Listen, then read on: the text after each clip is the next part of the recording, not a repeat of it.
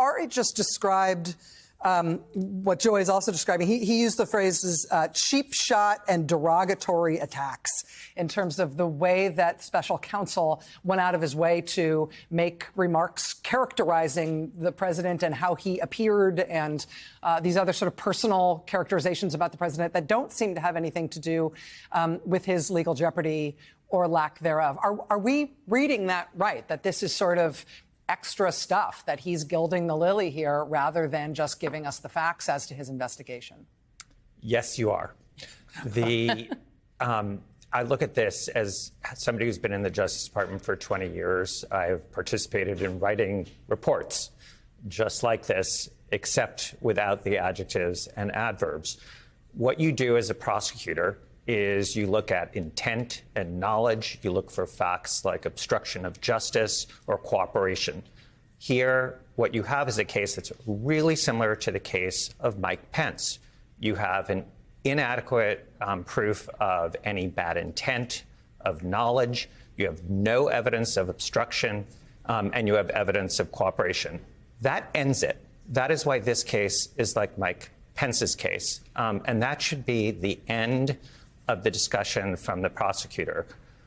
What we have here is we have that, and then you have, unfortunately, what I was concerned about, which is a repetition of James Comey.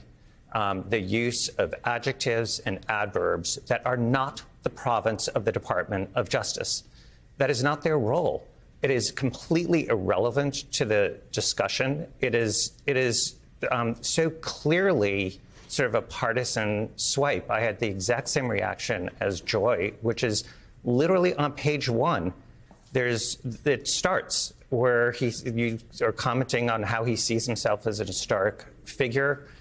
You have comments about his memory. None of that is relevant because the whole issue here is, do you have proof that shows knowledge and intent to retain or disseminate classified information? And the report says, no, we don't. In fact, it says there are innocent explanations we cannot refute. And that's the end. So all of this other stuff is a testament to somebody who is appointed as special counsel, but who is within the Department of Justice, who is not following the rules of the Department of Justice, which is euphemistically known as you put up or you shut up, meaning you either decide that you're going to charge or no one cares about your personal views of the evidence and the people involved. Right, exactly. And that's the tragedy and the sort of shanda of what James Comey did, which did set a sort of standard.